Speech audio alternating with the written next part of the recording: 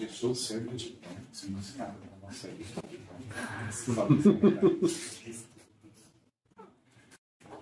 Boa tarde, pessoal. Bem-vindos, bem-vindas, todos aqui presentes. Quem está nos assistindo no YouTube também. Meu nome é Carlos Milani, sou professor aqui do Instituto. Sou fundador, não sei como chama, do Laboratório de Análise Política Mundial, LabMundo, que eu tenho o prazer de coordenar com o professor Rubens, que está aqui à esquerda. E hoje a gente vai fazer um lançamento duplo, né, de duas obras, né, produzidas recentemente. Né. O livro da plataforma Cipó ficou pronto tem uns 2 meses, no máximo, né, mais ou menos. E o livro do LabMundo está sendo lançado hoje. Né, ele chegou às nossas mãos tem alguns dias. São duas obras que tratam de temas super atuais, em matéria de política externa. No caso da plataforma Cipó, as meninas vão apresentar mais detalhes, mas faz um balanço super importante e traz algumas perspectivas sobre a política externa brasileira no campo da emergência climática, né, tema relevante, atual e absolutamente transversal, e talvez um tema no qual a política externa brasileira tem estado, mas elas vão dizer isso melhor do que eu, patinando, né, inclusive no atual governo. Não é só o governo atual. E no caso do livro do LabMundo, que é uma obra coletiva, né, o LabMundo tem essa tradição já há alguns anos, né, está fazendo 18 anos esse ano, o LabMundo. Foi criado em 2006, eu esqueço desse detalhe.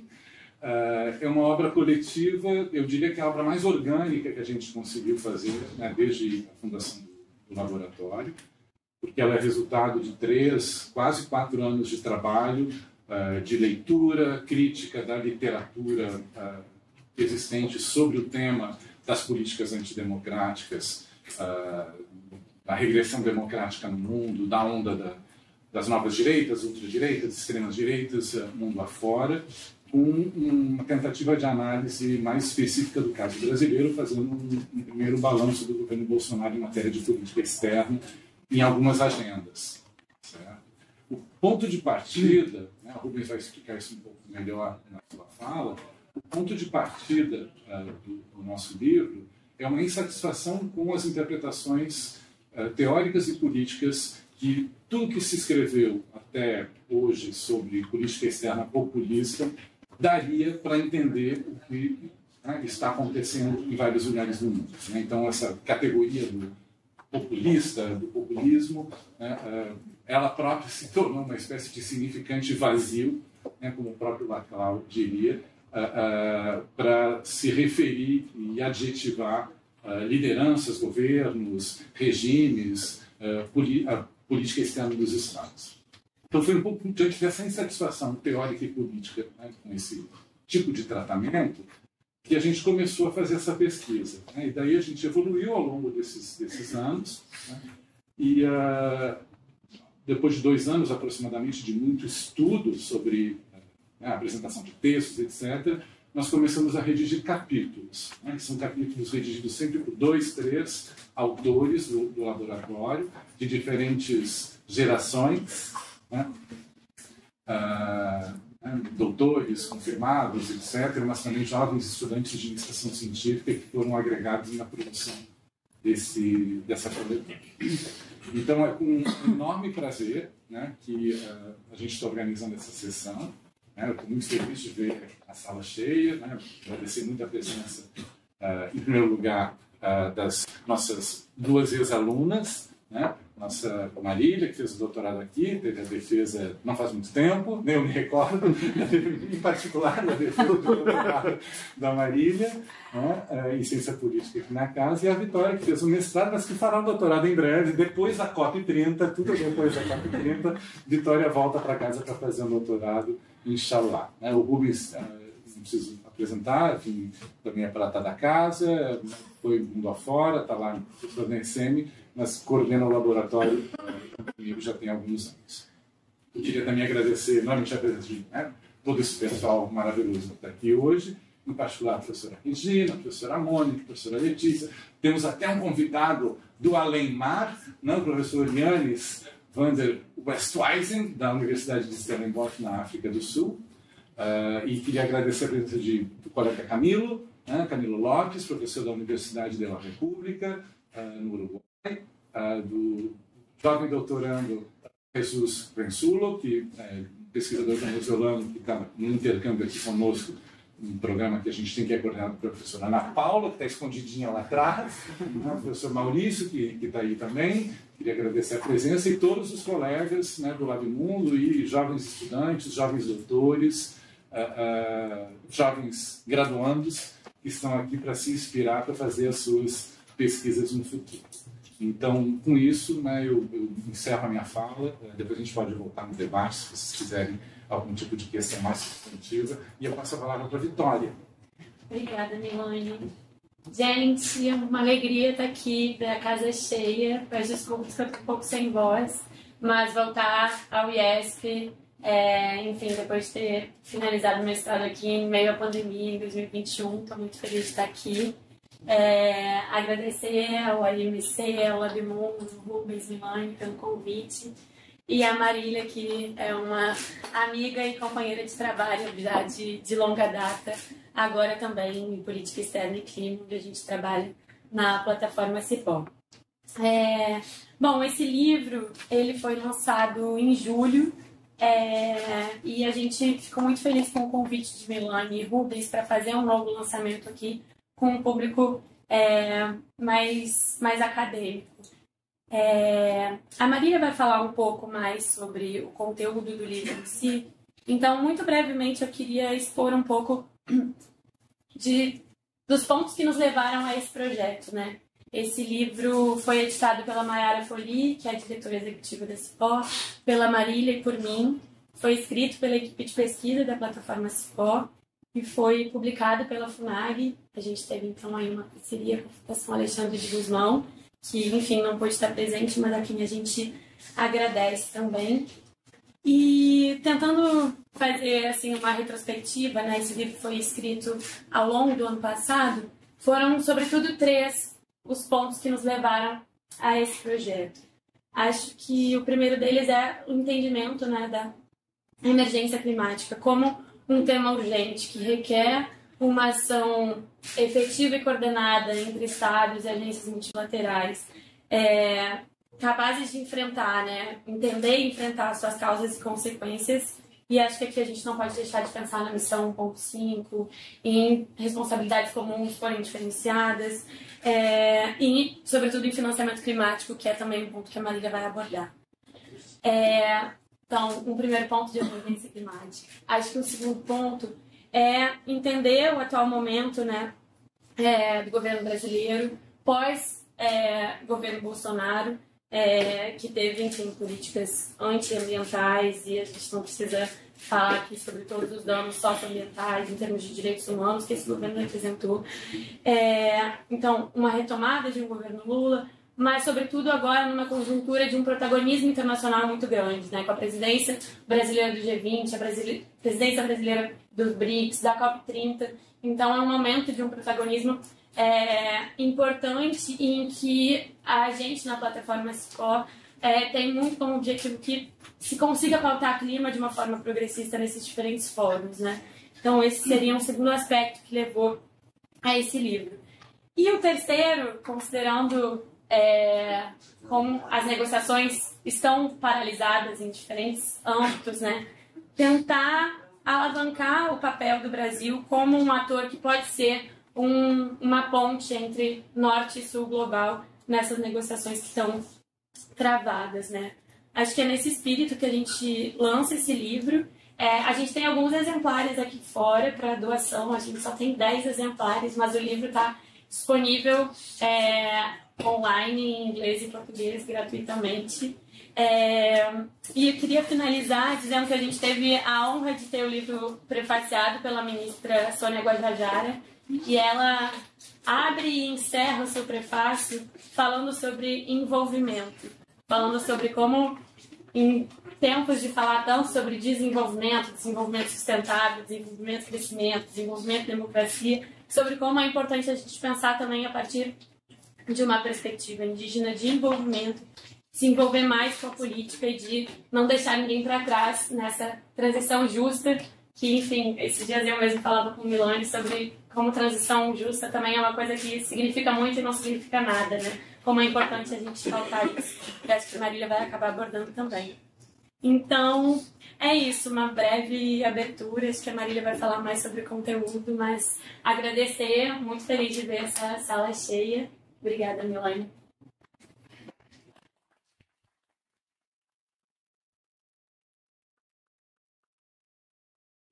Oi, pessoal, boa noite a todas, todos e todes. Vocês me escutam bem? Que assim como a Vitória, eu também tô com uma voz um pouco prejudicada, tô um pouco doente. A gente veio de uma maratona de eventos, então me desculpo.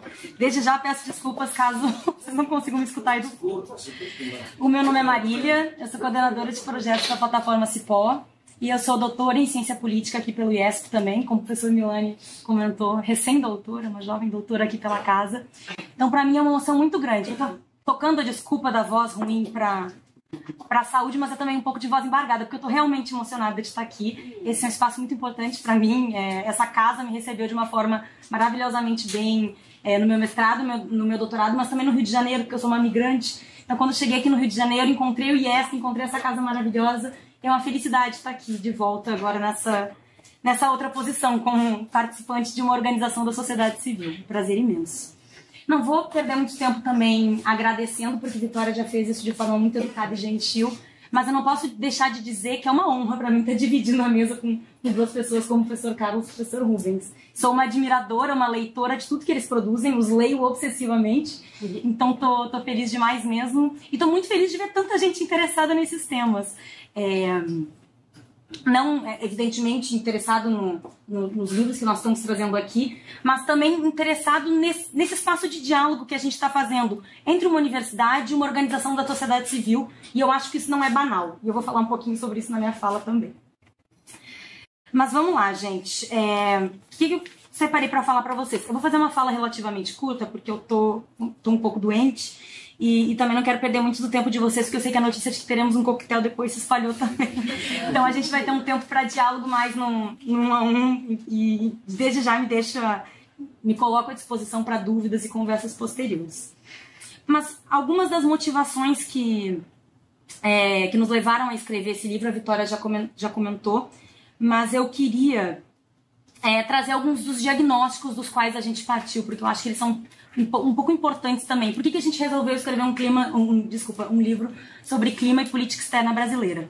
A plataforma Cipó é uma organização de pesquisa focada em temas de clima, relações internacionais e cooperação internacional. A gente tem alguns dos nossos colegas que estão aqui com a gente também, o Nicolas e o Augusto. Bom, por que a gente decidiu lançar esse livro? Em primeiro lugar, a gente partiu desse diagnóstico não só de janela de oportunidade, que o protagonismo internacional que o Brasil está tendo nesses temas que a Vitória comentou, como o G20, como os BRICS, ele existe essa janela de oportunidade. A gente tem um momento de protagonismo no Brasil com relação a essas questões. Mas, ao mesmo tempo, é quase como se fosse uma maratona. O Brasil tem uma série de tarefas a serem cumpridas nessas agendas internacionais, e na nossa percepção existem uma série de lacunas que estão colocadas no que diz respeito à formulação e à implementação da política externa brasileira, mas também no que diz respeito ao debate público sobre diversas dessas questões. Então a gente parte desse diagnóstico de que é um momento de muito protagonismo em que existem questões urgentes a serem resolvidas, e a emergência climática, claro, é uma delas, mas não é nem de longe a única. E existem algumas lacunas nesse processo de formulação e de implementação da política externa que a gente tem observado. E, bom, um outro diagnóstico que a gente parte, e eu acho que aqui vai ser chover um pouco no molhado, porque é uma tradição dos professores de relações internacionais aqui do IESP discutir a política externa como política pública, mas esse é um diagnóstico que a gente faz também, né? Não um diagnóstico, mas é um princípio que a gente partiu para escrever esse livro. A política externa é uma política pública, tem componentes distributivos em sua formulação e sua implementação, e demanda instrumentos de participação social e de accountability como qualquer outra política pública. E acho que aqui no IESP falar disso talvez seja até chover um pouco no molhado, mas isso não é consenso em todos os espaços. Então sempre relembrar que a política externa é uma política pública e tem seu caráter distributivo como qualquer outra política pública. A gente tenta reivindicar isso ao longo do livro também. E, ao mesmo tempo, a gente, apesar de ser uma política pública, o debate da opinião pública, o debate público sobre política externa, ele é bastante sui generis. Ele existe, e por muito tempo eu acho que a gente... o debate acadêmico talvez tenha tratado quase como se houvesse uma separação, não houvesse debate público sobre política externa. E hoje já tem trabalhos que mostram que existe um debate consistente na opinião pública brasileira sobre a política externa, ainda que ele seja sui generis, mas ele existe. E para clima isso é especialmente importante, porque não só a gente está vivendo a emergência climática, a gente está secando, a gente está afogando, a gente vive enchentes e secas quase concomitantes, mas o debate público sobre a emergência climática tem crescido muito. Se fala cada vez mais em eleições, organizações da sociedade civil, movimentos sociais, está se debatendo... Aqui eu estou falando especificamente de Brasil, mas isso poderia ser universalizado para outros países. Se debate muito o clima hoje no Brasil e no mundo. A sociedade civil está debatendo o clima, a academia está debatendo o clima. Então, a gente parte desse diagnóstico coletivo de que existem lacunas da política externa como política pública, no que diz respeito à política externa para o clima, e ao mesmo tempo tem sociedade civil querendo debater, tem sociedade civil pensando, tem a academia acumulando a respeito desse tema. Então, esses são alguns dos primeiros diagnósticos.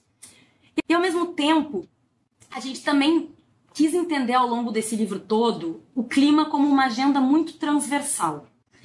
Por que eu estou dizendo isso? Por que eu estou enfatizando esse elemento em particular? Porque, às vezes, é quase intuitivo colocar a agenda de clima junto a uma agenda de meio ambiente e isolá-la de outros elementos, de outros tipos de política pública. E não. Clima está intimamente conectado com desenvolvimento social, está intimamente conectado com inclusão social, com política social. Então, a gente tentou o tempo todo trazer esses componentes muito combinados nesse livro. E já que clima é um assunto que demanda a coordenação entre diversos setores do governo, entre diversos tipos de política pública, é natural que exija também uma governança, um desenho de governança a nível governamental, mas também a nível intersocial, que é relativamente novo e que a gente acredita que não esteja bem montado no governo brasileiro atual. Isso é verdade domesticamente, isso também é verdade para a política externa. A gente parte da percepção, no nosso livro, de que existe uma governança que tem que ser capaz de desenhar uma política externa que não seja exclusivamente tocada pelo Ministério das Relações Exteriores, muito pelo contrário, que tenha que articular diversos ministérios, diversas pastas e que conte com instrumentos institucionais novos que ainda não está colocado. Então a gente parte desse diagnóstico, nem a governança para a política nacional, nem a governança para a política externa, no que diz respeito ao clima, está desenhada de um jeito suficiente para o tamanho do desafio que a gente está encarando. Então, bom, fiz todo esse diagnóstico, né? Que acho que é mais ou menos da onde a gente parte. E, bom, chegamos nesse elemento de insuficiência, né? Nesse debate de que o que está colocado está insuficiente. E aí, quando a gente fala de insuficiência em termos de política externa, para a gente foi muito importante, enquanto a gente desenhava a divisão dos capítulos, inclusive, do livro, que quando a gente pensa em política externa do Brasil para o clima, a gente está pensando, por exemplo, nos princípios que o Brasil vai ter, por exemplo, num espaço como a Convenção Quadro da Mudança do Clima da ONU, na UNFCCC, para quem é familiarizado com o tema. É isso, mas é muito mais, porque a formulação de metas, por exemplo, de qual que vai ser o nosso grau de ambição, qual que vai ser a nossa contribuição nacionalmente determinada, mas vai muito além do que é a política externa clássica, por assim dizer. Construir a política externa do Brasil para o clima também passa por ter componente de clima nas agendas bilaterais com os outros países. Também passa pela coordenação interministerial para que, por exemplo, a gente tenha o Ministério do Meio Ambiente presente nas negociações do clima, presente e com voz suficiente, porque estão presentes, mas não necessariamente dominam o processo decisório. Então, a gente tentou partir de uma perspectiva de política externa mais ampla, que não olhe simplesmente para o Ministério das Relações Exteriores, não olhe simplesmente para a assessoria especial do Presidente da República para assuntos internacionais, mas que seja mais amplo efetivamente. E bom, gente, para não me alongar muito no tempo, eu acho que tem outros 3 componentes que foram muito presentes no nosso livro, frente a esse diagnóstico todo que eu trouxe para vocês, que espero que estejam me fazendo entender. Tem 3 pontos que eu acho que apareceram com muita frequência em diversos dos capítulos. Em primeiro lugar, o conceito de transição justa. acho que Vitória e o professor Milani já falaram um pouco, que é um conceito que está em aberto. E a gente faz uma proposta no segundo capítulo do livro do conceito de transição justa, soberana e equitativa. O que a gente acha que isso significa aqui para o Brasil, passando por transição energética, passando pela transição, né, de agricultura e do modelo de sistemas alimentares e passando pelo processo de industrialização verde. É mais ou menos uma proposta que a gente faz bastante inicial, mas que a gente colocou para jogo, porque também partimos do diagnóstico de que um fala de A, outro fala de B, outro fala de Z, quando se fala de transição justa. Um segundo elemento que atravessou por completo esse livro é a insuficiência do multilateralismo como o conhecemos hoje para resolver a crise climática internacional. Acho que Vitória falou um pouco, mas é sempre bom reforçar que a gente... Hoje, ano que vem, nós vamos viver a COP30 aqui no Brasil. Ou seja, é a 30ª COP em que se tenta chegar a algum resultado efetivo no que diz respeito ao combate à mudança do clima, e a gente sabe que não estamos nem remotamente perto do que precisamos. Então, se parte desse diagnóstico de que temos negociações muito travadas e que o multilateralismo não está dando as respostas que a gente precisa, inclusive no que diz respeito ao financiamento climático. Não se tem uma arquitetura financeira internacional que garanta o fluxo financeiro suficiente, principalmente para os países do Sul, os países mais vulneráveis, desenvolverem suas políticas sociais, suas políticas públicas de combate à mudança do clima. Então, a insuficiência do multilateralismo e principalmente do sistema financeiro internacional é um ponto que atravessa o livro. E já chegando nesse último ponto, o tempo todo atravessa o livro a divisão, não de forma alguma estagnada ou engessada, mas o tempo todo a gente observa uma divisão entre o norte global e o sul global na agenda de clima.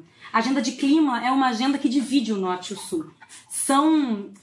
Claro que vai depender da agenda, isso vai se desenhar geometricamente de formas diferentes, mas é um elemento muito presente, o tempo todo apareceu nos capítulos. E aí, para finalizar, pessoal, a gente finalizou o livro, na conclusão a gente trabalha um pouco sobre isso, na tríade clima, democracia e desenvolvimento. Porque eu fiz essa fala toda, eu comecei falando sobre política externa como política pública, porque a gente ainda sabe que são pouquíssimos ou inexistentes os espaços de participação social no que diz respeito à política externa.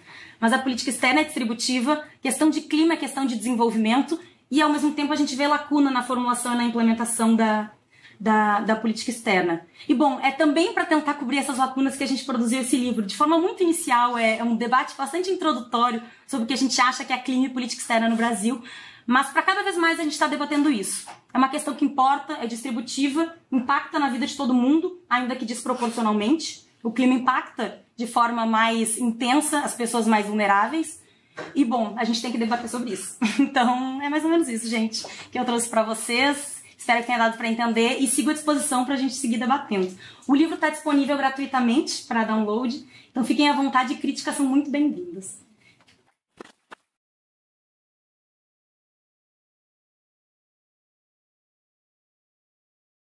Só fazer um último comentário. Eu esqueci de saudar a presença da Renata, que é uma das nossas autoras também, maravilhosa.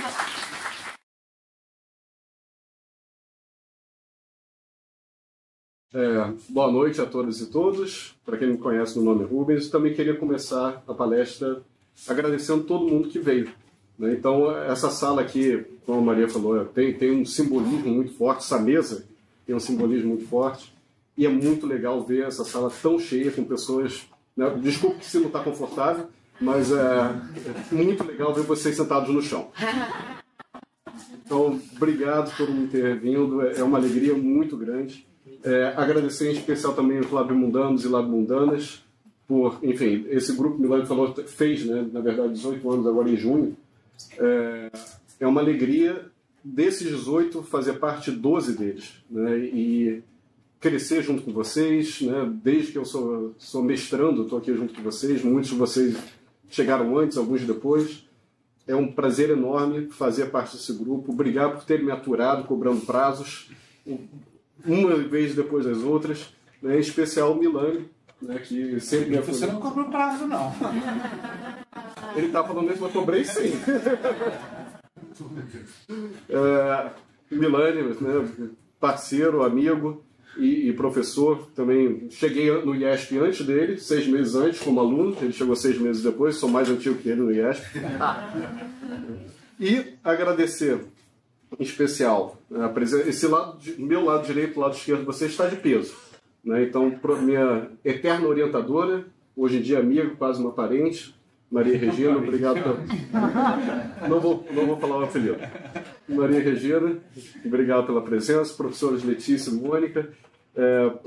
E também minha companheira, que está lá no fundo, achou uma... A primeira dama. Primeira dama. Winnie, obrigado por ter vindo.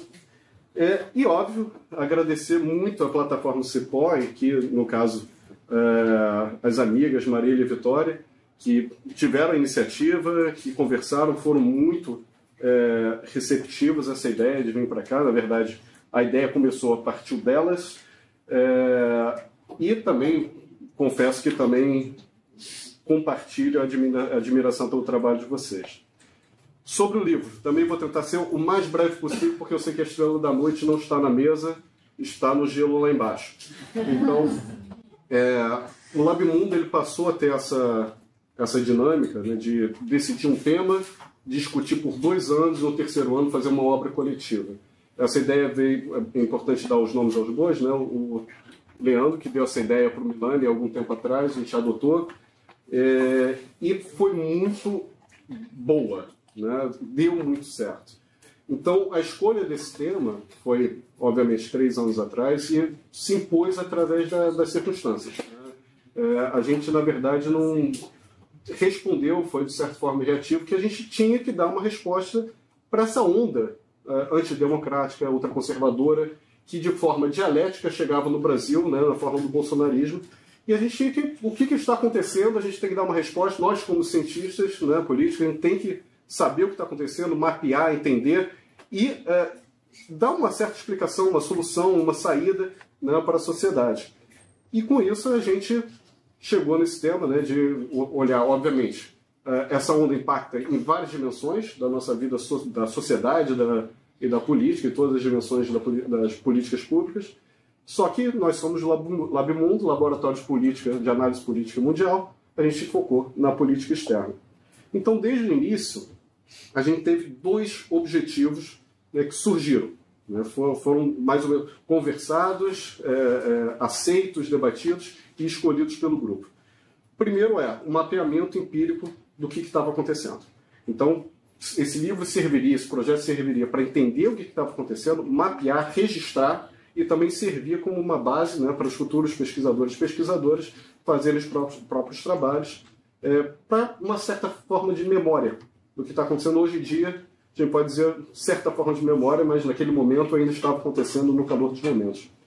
E, em segundo, debater teoricamente, conceitualmente, como analisar melhor esses conceitos, né, esse fenômeno, que automaticamente o mundo inteiro ele recorreu a conceitos que já existiam na nossa academia. Então, fascismo, populismo, por aí vai, que, na verdade, não se encaixavam perfeitamente no momento que você inclui várias coisas dentro de um conceito, e o conceito não foi preparado para aquilo, a gente sofre um esvaziamento do poder explicativo do conceito. Então, como que a gente, hoje, olhando esse novo fenômeno, essa nova conjuntura, como é que a gente pode conceituar o que a gente pode trabalhar, o que serve, o que não serve mais, o que a gente pode fazer diferente. Então, esses 2 objetivos, um empírico e um conceitual, que mapearam todos os capítulos desse livro. E o resultado não podia ser melhor. O Milani falou que esse livro está muito orgânico. Eu concordo plenamente. Eu acho que foi a obra mais orgânica que o LabMundo tem, por causa dessa dinâmica. Né? Foram 2 anos discutindo os mesmos textos, debatendo com as mesmas preocupações, e a gente chegou mais ou menos no entendimento base, né, que a gente pôde aplicar no livro. Isso não significa que a temática tenha sido igual para todo mundo. Então, cada pesquisador ou pesquisadora teve a liberdade de escolher uma agenda, um tema que mais estivesse próximo, e, obviamente, né, todo mundo tem uma especialidade, é mais próximo de um tema ou de outro. Então, a gente saiu de um debate, alguns fizeram um capítulo mais conceitual, mais teórico. Teve pessoas que escolheram falar sobre multilateralismo em crise, né, que já foi citado aqui. Mudanças climáticas, também temos um capítulo sobre isso. 2 capítulos do mudanças climáticas. Direitos humanos, gênero, LGBTQI+, segurança internacional e cooperação. a gente tentou ao máximo, claro que existem outros temas que ficaram de fora, mas a gente tentou ao máximo fazer esse mapeamento, uma coisa mais completa possível ao longo desses 9 capítulos. E também tivemos uma pluralidade muito grande, apesar dessa obra coesa, a gente teve uma pluralidade muito grande ao escrever, ao redigir os capítulos. A gente deixou mais ou menos livre os grupos para decidirem qual eram as autorias, e o resultado foi, cada capítulo tem uma pluralidade de gênero, de trajetória e de visões, que ficou muito legal.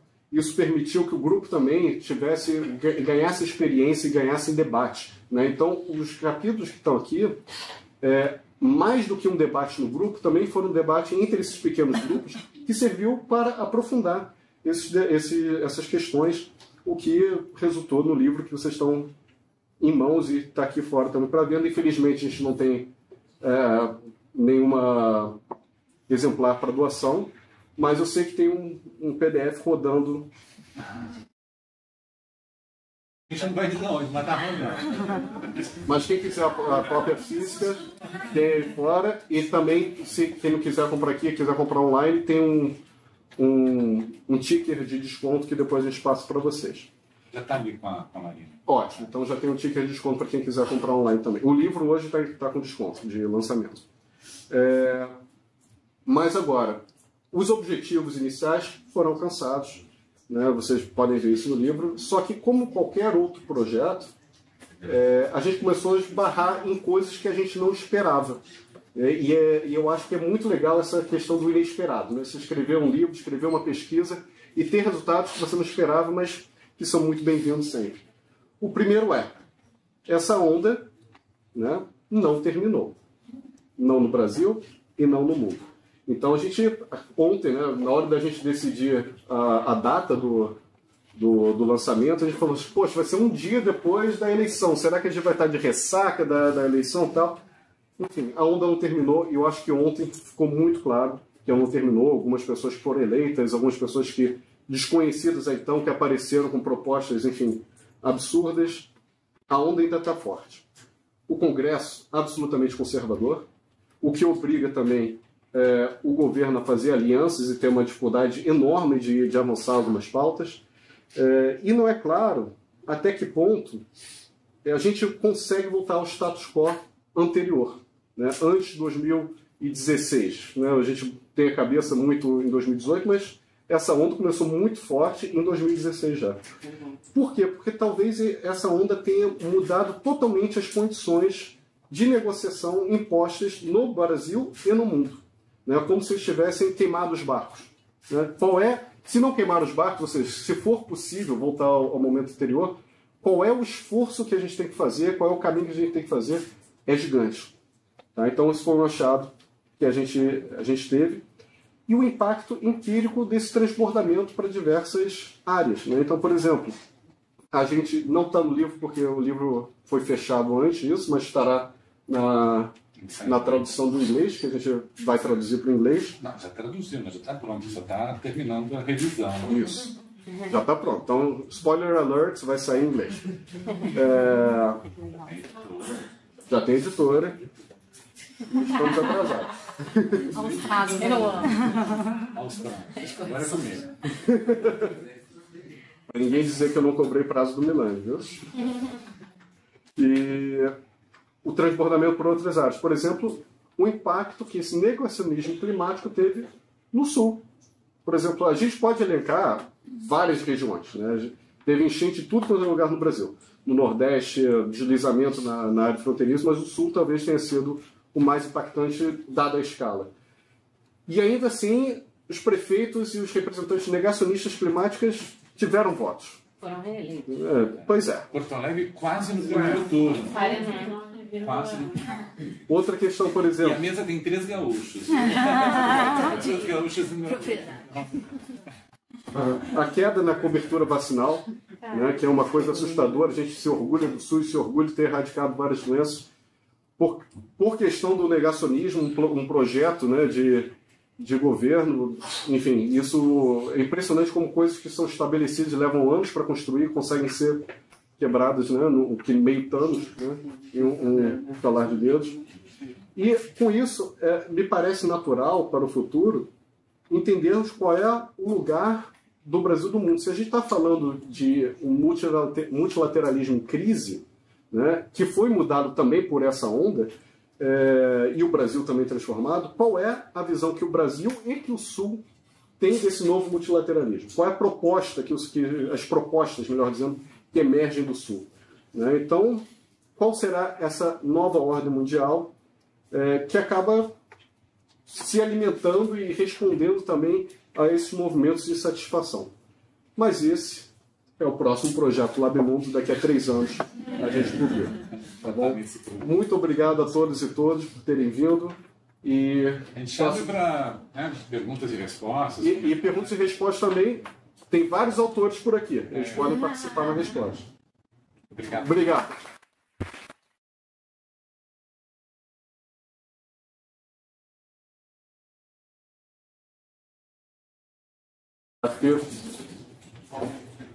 Acho que não temos perguntas. Ninguém. Na pergunta não vale perguntar se a cerveja está gelada, tá? Diga, Renata. Melhor, Renata. E tá no vídeo também. Oi, gente. Boa tarde. Primeiro, parabenizando.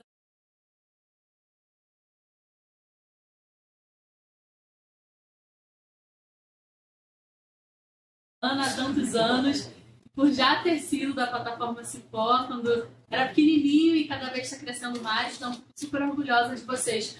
Eu queria ouvir um pouquinho mais a opinião de vocês pensando na conjuntura, né? Pensando nas eleições de ontem.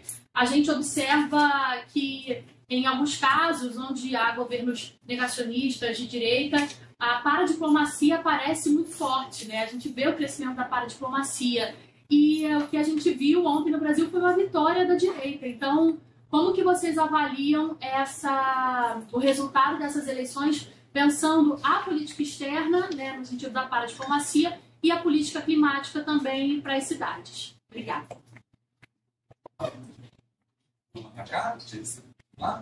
Posso fazer uma pergunta? Pode. É para a Marília, Gabriela. Gente, prazer. Gabriela Sarmei, eu falo do Observatório da Mineração e do Colonial Center. Marília, adorei a sua fala. Queria checar contigo um pouco como que vocês têm lido, né, essa participação mais interministerial na elaboração da política externa, sobretudo pensando no Ministério do Meio Ambiente, né, que internamente, claro, a gente tem uma divisão muito forte entre um corpo mais técnico e um corpo mais político. Então, eu queria entender como que vocês entendem que participaria, né, nessas negociações, tendo em vista que o corpo técnico, muitas das vezes, né, pensando numa perspectiva mais socioambiental, tende a ser mais protecionista, vamos dizer assim, do que o próprio corpo mais político, né, que acaba fazendo mais concessões. Então, eu queria ouvir um pouco de vocês como ou se seria mais uma participação técnica para garantir, né, de certa forma, essa contribuição. Obrigada. Vamos lá, que a gente... Lígia, você quer começar? Não. Por favor. Então vamos lá. Nossa, a gentileza. Agora é gentleman first, né? As feministas mudaram os ditados. Então vamos lá. Sobre a questão da Renata. Olha, Renata, eu acho assim, tem uma pesquisa por ser feita com relação ao resultado de ontem para saber se os prefeitos vitoriosos também foram vitoriosos nas prefeituras onde havia alguma, pelo menos, política declaratória no campo do clima, por exemplo, né, para focar na agenda climática ou numa agenda ambiental mais ampla. Né? Aqui no estado do Rio, acho que enfim, no Rio de Janeiro, né, tem uma fórum, tem um debate, né, sobre clima mais minimamente estruturado, e eu acho que aqui, enfim, o impacto foi menor, né? Quer dizer, enfim, cidade do Rio de Janeiro. O mesmo aconteceu em Niterói, né, onde ainda não se decidiu, foi para o segundo turno, mas tudo indica que a prefeitura vai continuar, né, com a mesma coalizão, né, que tem a primeira secretaria brasileira, né, dos municípios de clima, né, o primeiro Fórum Municipal de Mudanças Climáticas de Niterói.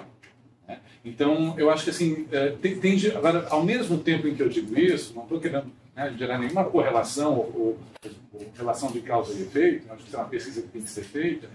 No período eleitoral, junto o AMC, o Observatório Interdisciplinar das Mudanças Climáticas, e o OPEL, o Observatório Político Eleitoral, coordenado pelo professor José Guimarães, a gente fez um projeto apoiado pelo Instituto Clima e Sociedade, IRIX, de grupos focais em 3 cidades aqui no Rio e 3 cidades em São Paulo. Né? No Rio de Janeiro e São Paulo, capital, nas 2 capitais, e uma cidade com uma política declaratória no campo do clima em cada um dos 2 estados, né? Niterói e Diadema, e uma cidade onde não havia nem sequer uma política declaratória, né? Duque de Caxias e Osasco. Certo?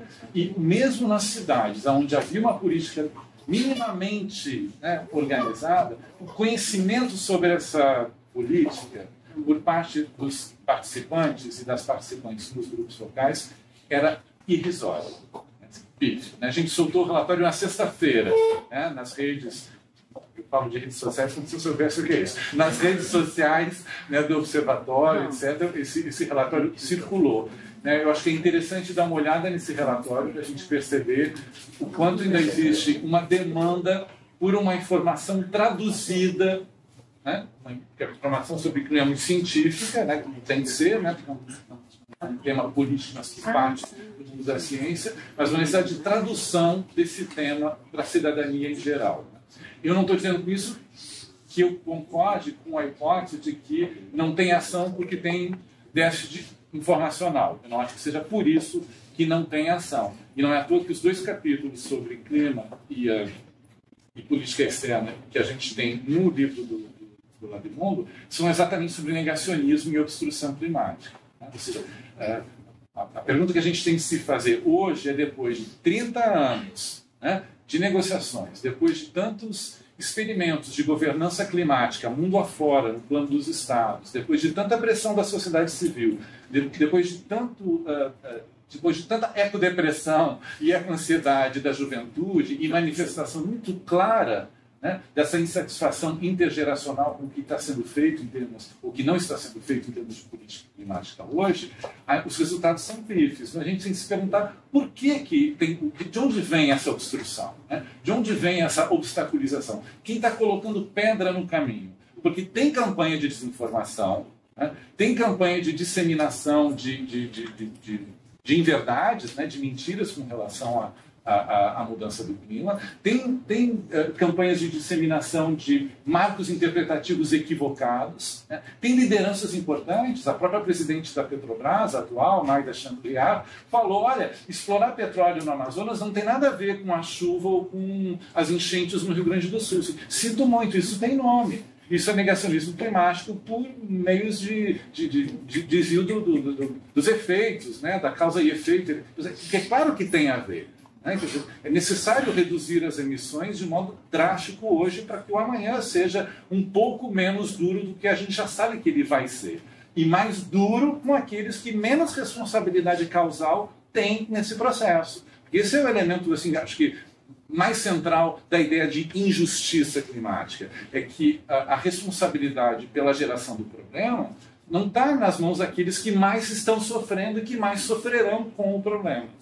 Eles são exatamente aqueles que menos contribuíram em termos de emissões, né, de gases de efeito de estufa para a geração desse problema que está aí. Então, eu acho assim que eu entendo, né, a gente vê assim, né, o Sebastião Mello em Porto Alegre, quase eleito no primeiro turno, depois de tudo o que aconteceu com aquele desastre socio-natural, que não é só um desastre natural, né, que ocorreu no Rio Grande do Sul, né, tem uma necessidade de atribuição de responsabilidades em termos de desmantelamento da legislação ambiental no Rio Grande do Sul.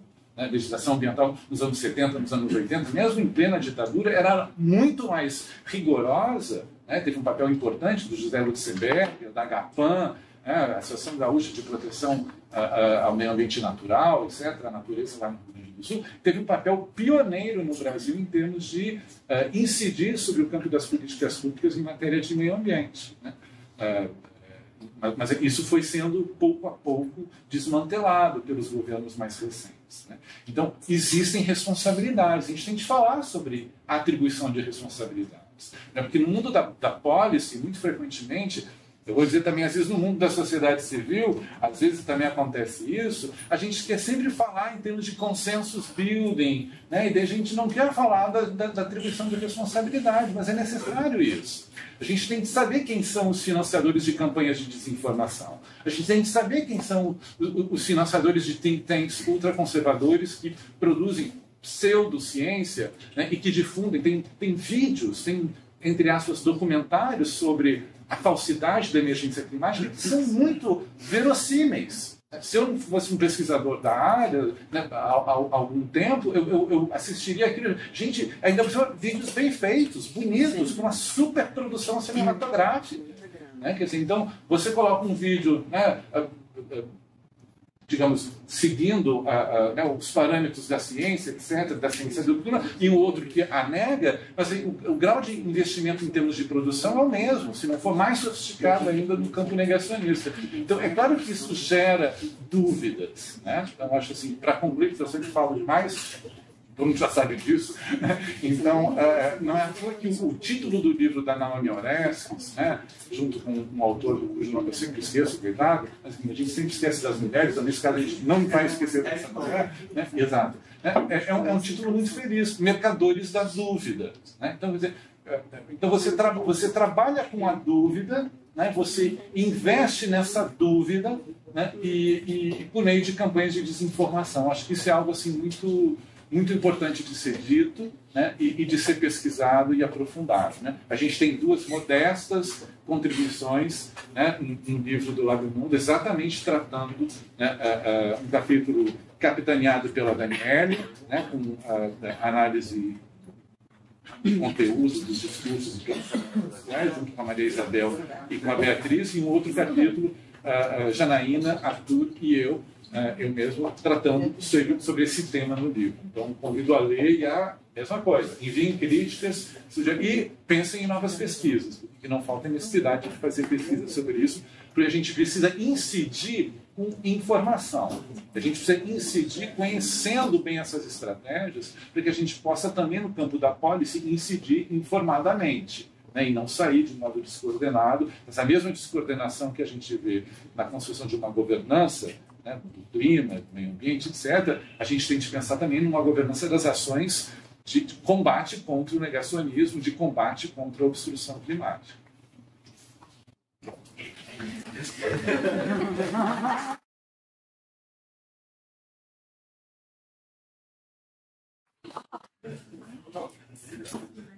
Linda a sua resposta. O que eu vou falar depois disso?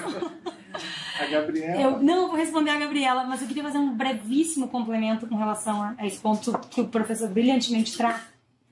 Mas é algo de reflexão pessoal, assim, né? Completamente não sistêmica.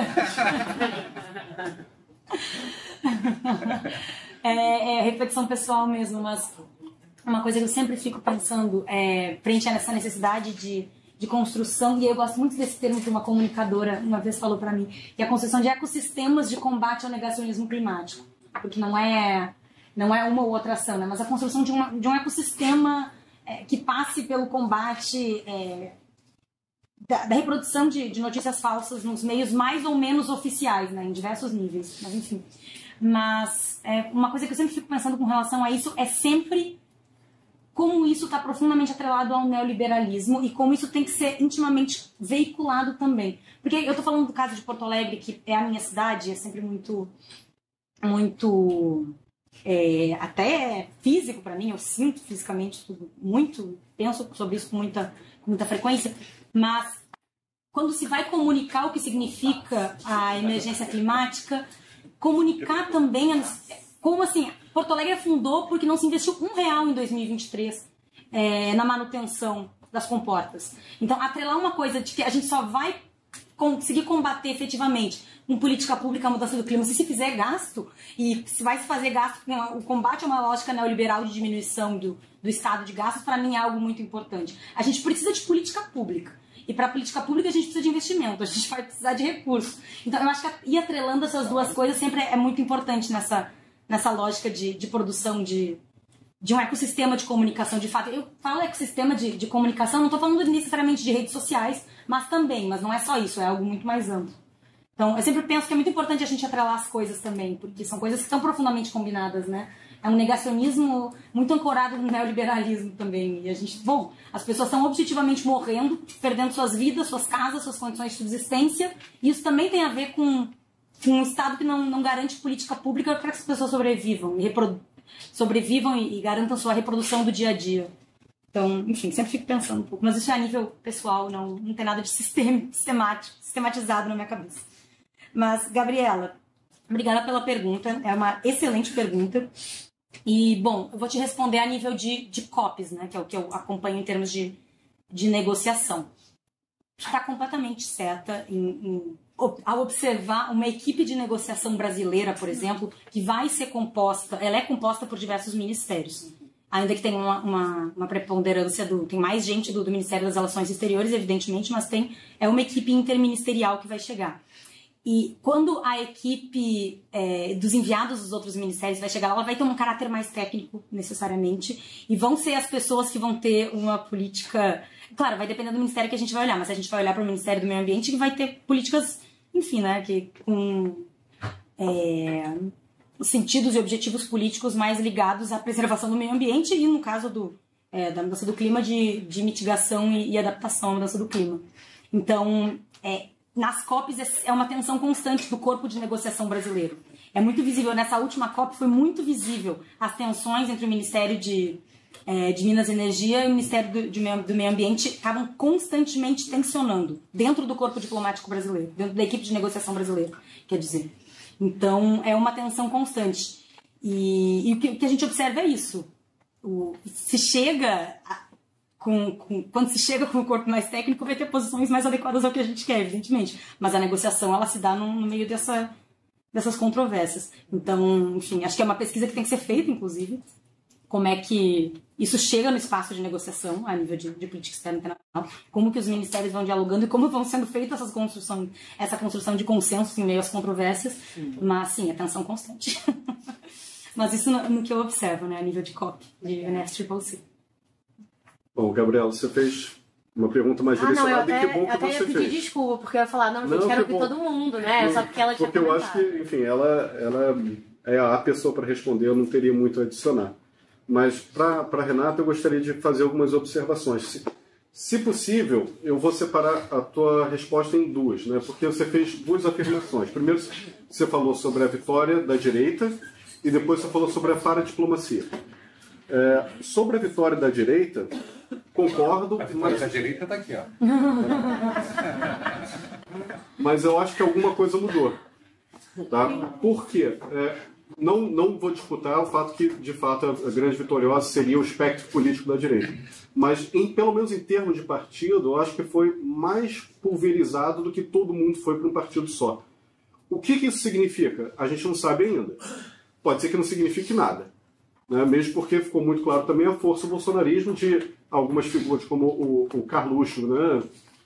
Mais votado. Algumas pessoas, por exemplo, o mais votado em São Paulo foi um cara que ninguém conhecia, tem uma cara de incel. Né?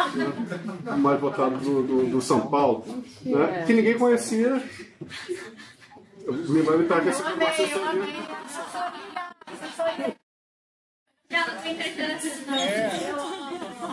Faz parte, é importante. Informação é sobre isso. A gente aprende. Quem é o mais votado? Acho que esse é o nome. Alguém se lembra o nome dele? Pavonato. Mentira. Mais votado de São Paulo. Então, e com pautas absurdamente conservadoras, baseadas no ódio, no preconceito. A gente conhece já toda a cartilha. Mas ainda assim teve uma pulverização. O que significa? A gente não sabe. Vamos ver como isso vai se desenrolar. Agora, sobre a questão da paradiplomacia, é conhecida essa tentativa, essa alternativa de como você está no âmbito governamental ou social. Você não tem acesso ao governo, né? Você não consegue penetrar e ser ouvido, você vai ao redor, se contorna e usa a paradiplomacia para atingir seus objetivos, ou redes transnacionais, ou como você queira chamar. Isso é conhecido. Não é só o único tipo de paradiplomacia que existe, mas essa alternativa é conhecida. A questão é, a direita também aprendeu a fazer isso muito eficaz. Né? Então a paradiplomacia agora está aí para os dois.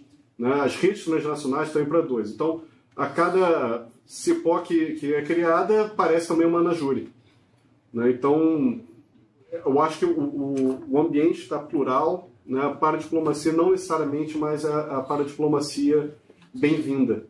Né? Existe uma paradiplomacia ultraconservadora e antidemocrática muito bem estabelecida e cada vez mais forte. A Vitória disse que se sente contemplada. Esquerda. Então, mais alguma questão ou comentário? Sintam-se à vontade. Camilo e Poliana. Acho que eu conheço alguns de vocês. Eu queria saber um pouco se nas duas pesquisas vocês se aprofundaram um pouco na relação entre os grupos de interesse, entre, imagino, agronegócio, diferentes atores econômicos e a promoção das narrativas. Se é uma questão que é funcional a eles, se eles têm algum tipo de apoio com essas narrativas, ou são dois caminhos paralelos. Seguramente tem conexões, mas se vocês encontraram, viram aí, entre o interesse econômico e essa narrativa. Obrigado, Camilo. Poliana? É uma pergunta mais para as meninas da plataforma Cipó. A Marília ela falou sobre a contradição da janela de oportunidade, ao mesmo tempo que a gente tem esse diagnóstico que vocês fizeram dessas lacunas existentes, né? E você falou também sobre essa necessidade de uma política externa para além do MRE. E aí a minha dúvida é se a Cipó ela já tem uma recomendação, dada a influência que vocês estão tendo ultimamente, sobre como instrumentalizar essa atuação para além do MRE na política externa.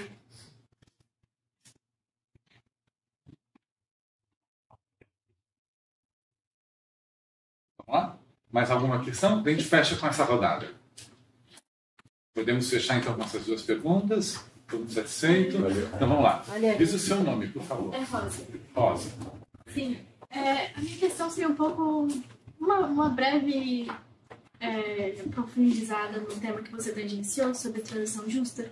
Eu acho que um ponto crucial que você trouxe foi justamente sobre como é um conceito muito ainda não definido. E aí eu queria saber se no livro vocês abordaram como importante ou trouxeram a temática da exploração mineral dos recursos naturais como uma pauta importante, principalmente para a nossa região da América do Sul. Ficou feliz, né, Gabriela?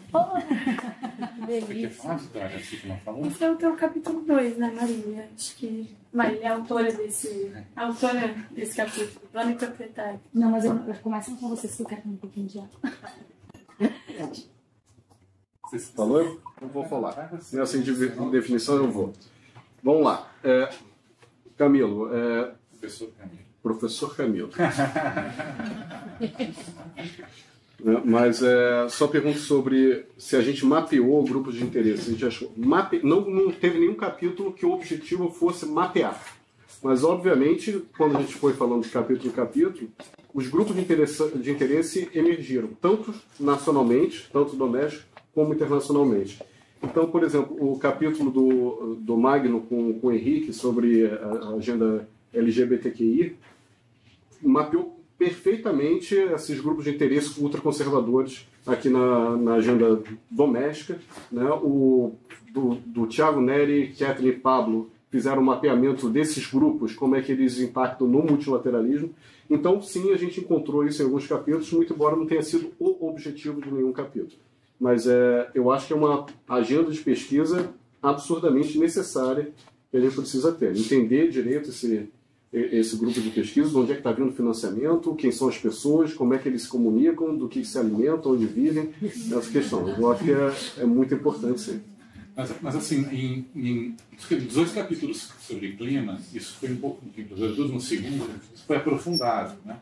Porque, dado o perfil de emissões de gases de efeito estufa do Brasil, né, que é estreitamente relacionado ao uso da terra e ao desflorestamento, é claro que os principais agentes do desflorestamento no Brasil, né, se sentem profundamente ameaçados, né, diante de um cenário eventual de uma transição que implique desflorestamento zero, que implique um controle mais acirrado, um monitoramento com sanções efetivas para quem descumprir as regras do desflorestamento, né, do desmatamento e assim por diante. Então, é claro que no caso brasileiro, o vínculo é muito estreito entre o agronegócio e os think tanks ultraconservadores que estão propalando um discurso negacionista ou uma obstrução muito clara de uma agenda de estabilização climática no Brasil e no planeta.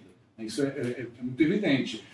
Não só financiando atividades nacionalmente, mas também financiando atividades internacionalmente. Certo?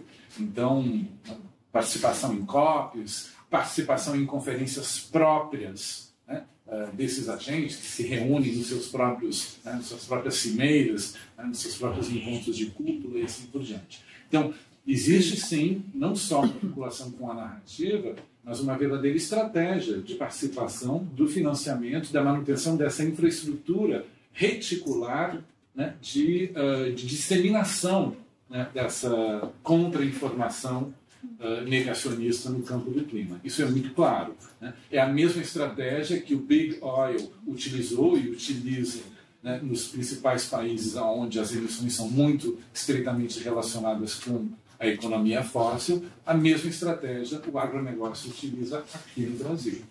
Então, assim, há uma circulação muito clara dos aprendizados, né? Existe uma rede, talvez você conheça, muitos de vocês conheçam, que é a Atlas Network, por exemplo, né?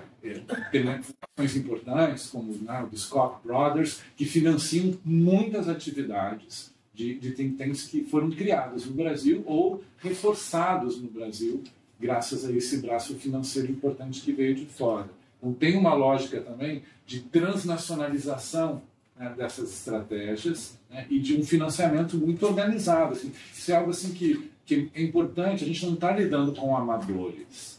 A gente está lidando com profissionais assim, de altíssimo nível, né, que sabem exatamente como construir uma mensagem que seja eficiente na produção de obstrução climática.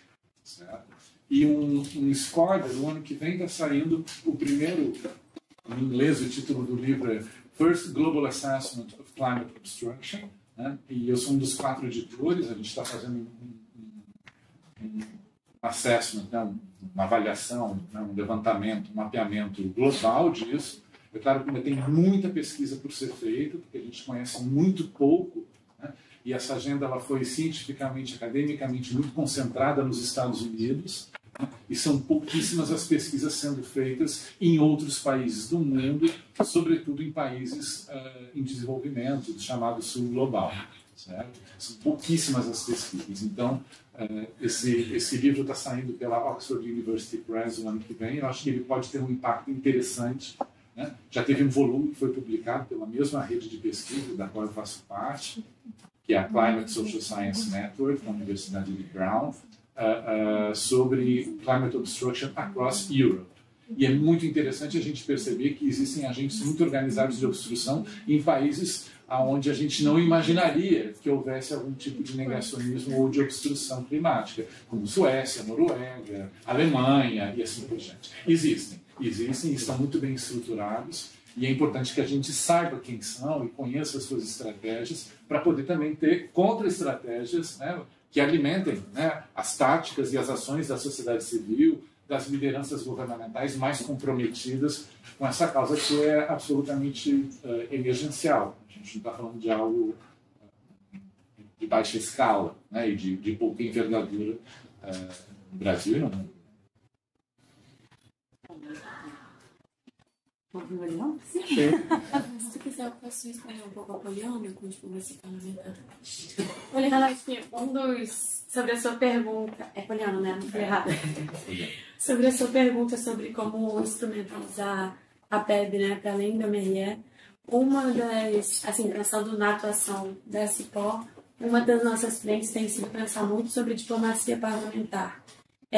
tentar qualificar o debate entre parlamentares progressistas em termos de clima, pensar quais são os fóruns e onde se pode atuar. A gente agora em dezembro, Marília, a gente vai lançar um policy brief especificamente sobre isso. A gente vai com uma missão parlamentar para os Estados Unidos e dentro desse policy brief a gente traz alguns fóruns importantes onde a atuação poderia ser melhor coordenada assim, entre parlamentares. Né? No BRICS é um dos espaços, da própria OTCA, a Organização Tratada para a Cooperação Amazônica. Então, essa é uma das frentes que, sem dúvida, não é a única, mas que é importante também ter um fortalecimento de uma atuação climática, assim, né? Em termos de PEB. E a pergunta sobre transição justa, acho que eu vou deixar para o capítulo. Em breve, complemento, acho que Vi foi perfeita na resposta dela, mas complementando Poliana. Foi Poliana, né? Que fez a gente tem acompanhado o trabalho justamente da Organização do Tratado de Cooperação Amazônica, a OTCA, essa organização que a Vitória falou. E o que a gente tem visto é que ano passado foi assinada a Declaração de Belém, né, durante a Cúpula da Amazônia, em agosto do ano passado. A declaração completou 1 ano e a gente tem observado, nós temos feito um trabalho de monitoramento da implementação da declaração. E ela tem avançado pouco.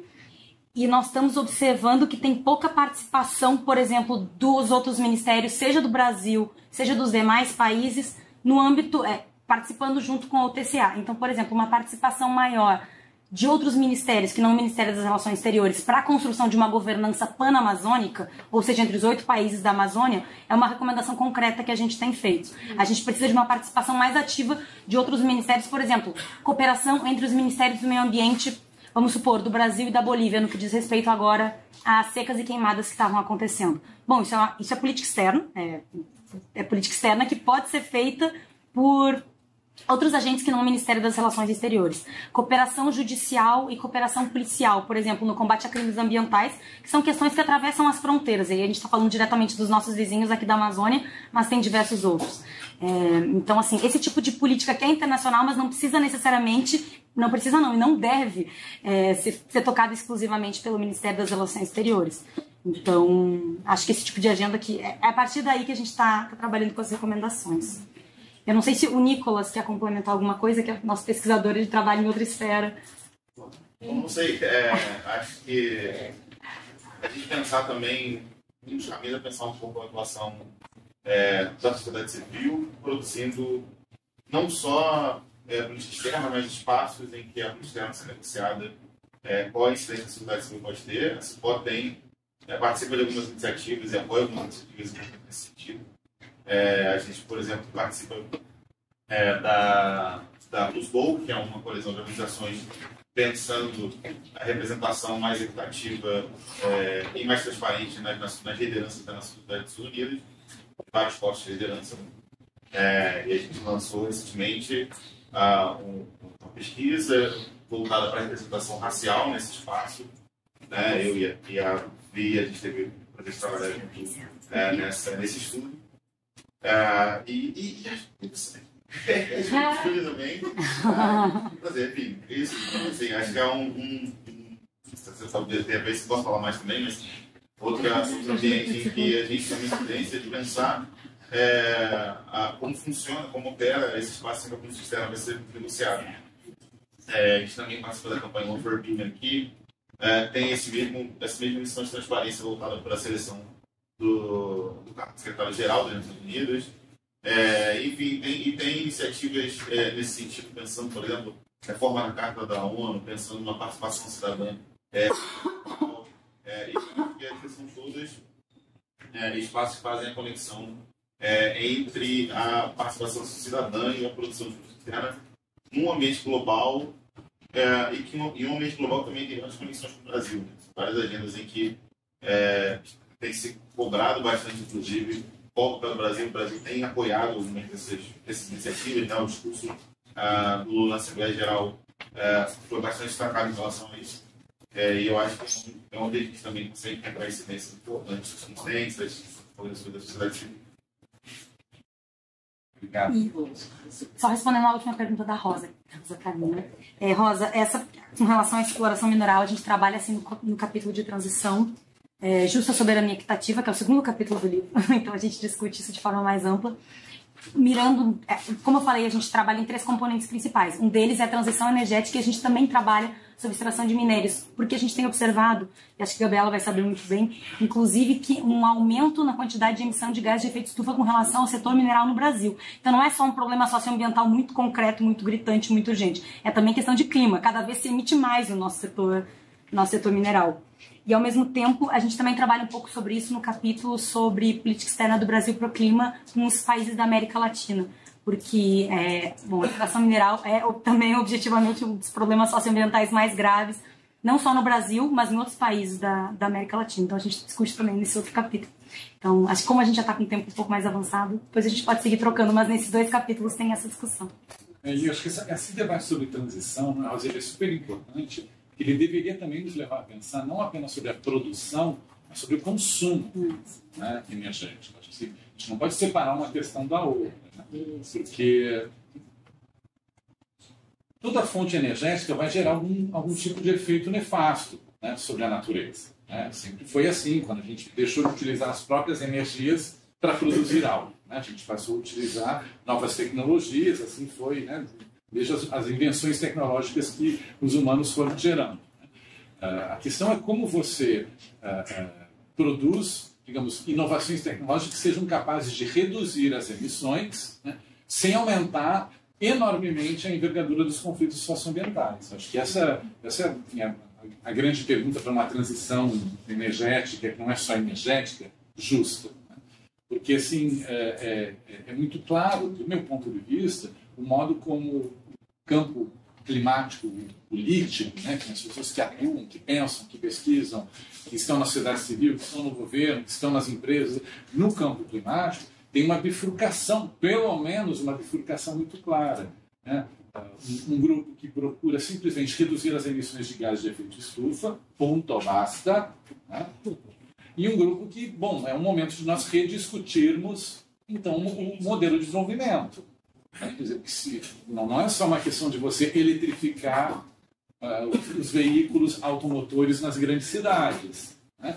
Porque, bom, a corrida pelo lítio, enfim, o que isso gera de novos conflitos socioambientais onde existe produção de lítio. Enfim, eu acho que assim, tem o consumo de energia. Né? A gente tem nitidamente populações, mundo afora, sobretudo no norte global, que consomem energia demais. Né? Tem um threshold, um patamar, né, de consumo que poderia ser discutido internacionalmente, acima do qual você tem de pagar uma sobretaxa por aquele consumo. Né? Agora, são discussões que dificilmente entram, né, nesse debate sobre transição energética russa, porque elas são profundamente políticas. Né? É mais fácil, entre aspas, já é muito difícil, mas é mais fácil, entre aspas, você concentrar os esforços na redução das emissões de gases de efeito estufa. E já é muito difícil. Se você quiser ainda ampliar o leque, como eu acho que é necessário, para rediscutir o modelo de desenvolvimento e pensar não apenas a produção, mas também o consumo e a circulação, né, dos produtos e da energia, etc., bom, daí você entra num debate que é profundamente politizado, se não hiperpolitizado. Né, e aí você vai perder talvez muitos aliados do Norte. Né? Muitos aliados do Norte, tem muita literatura sobre isso, né, que reforça quando toca na sua satisfação pessoal, né, os cidadãos mais ecologicamente educados do planeta, mesmo estes cidadãos se tornam um pouquinho mais ariscos, né, em relação a um compromisso planetário, né, em prol de uma transição que seja mais do que uma simples transição energética, mas um processo de transformação socioecológica, né, e de um modelo de desenvolvimento que seja outro, né, diferente do que está aí. Então, há autores que vão dizer que é impossível você imaginar uma transição justa mantendo a lógica financeira, financiarizada do capitalismo que está aí, se não houver uma rediscussão.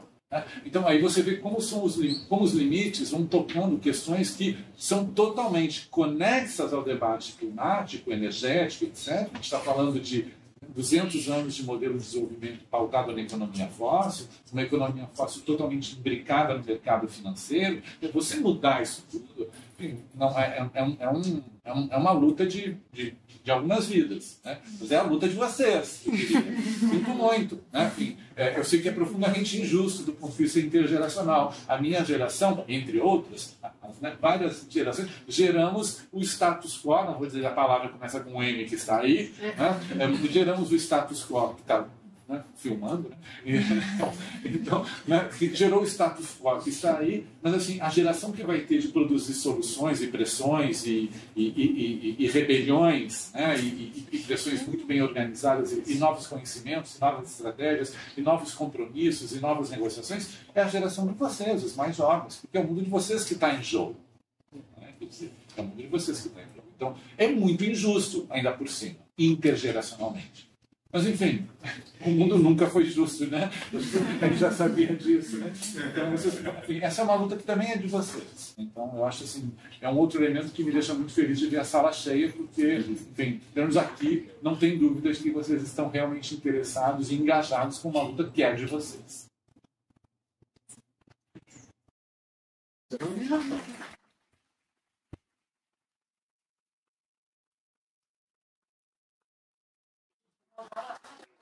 Vamos, corta. Agora são convidadas e convidados para o coquetel de